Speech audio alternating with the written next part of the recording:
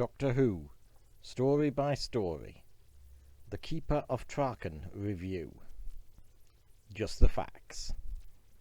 The Keeper of Traken is the name of a four-part Doctor Who story that was shown as the sixth and penultimate story of the programme's 18th season, broadcast from the 31st of January to the 21st of February 1981.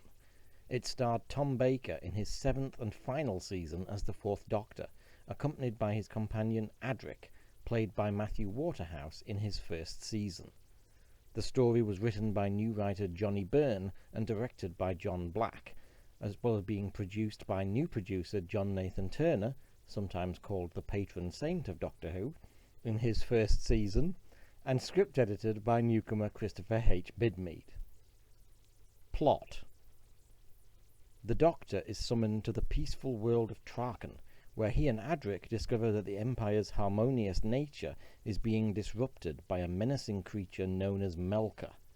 But there may be more to Melka than meets the eye. Guest cast. The major guest star of The Keeper of Traken is Anthony Ainley as Tremus, who was about to become a major part of Doctor Who for the next decade. Also appearing in The Keeper of Traken is Geoffrey Beevers as Melka, a British actor who's made extensive appearances on stage and television, as well as regularly playing the Master in the Big Finish audio adventures.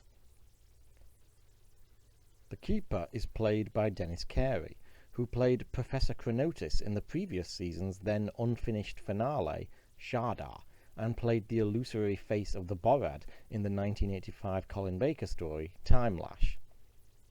Playing Seron is John Woodnutt, a character actor already familiar to Doctor Who fans for his roles in the Jon Pertwee stories Spearhead from Space and Frontier in Space, and the Season 13 Tom Baker story Terror of the Zygons, and who also appeared in the likes of The Six Wives of Henry VIII, Z-Cars, Softly Softly, and Jeeves and Wooster.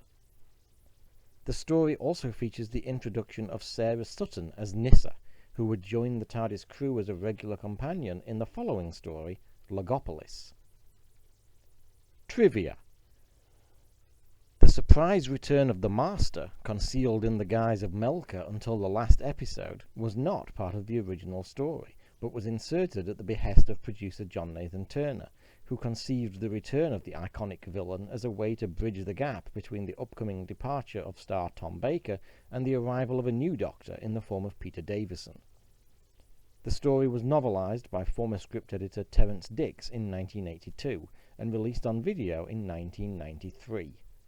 2007 saw the story released on DVD as part of a New Beginnings box set with the two subsequent stories, Logopolis and Castrovalva. It was released on Blu-ray as part of a Season 18 box set in 2019. Reaction.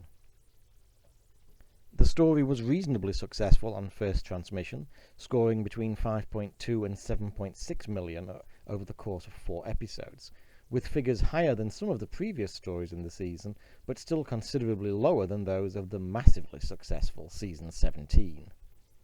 The story is generally well regarded by most Doctor Who fans. What I think. I watched The Keeper of Traken again about a year ago, having not seen it for donkey's years. And for a good reason, because, make no mistake, it's dull. It's very dull. Don't get me wrong, there are a few good moments and performances, though it has to be said that the actress who plays Cassia plays her as so clearly off her rocker that it makes everybody look like an idiot for not tumbling to her straight off. And it's so very plodding and stagey. There's a fair amount of irony in the fact that literally the only thing that makes this story not completely mediocre and in any way memorable is the revelation that Melka is really the Master.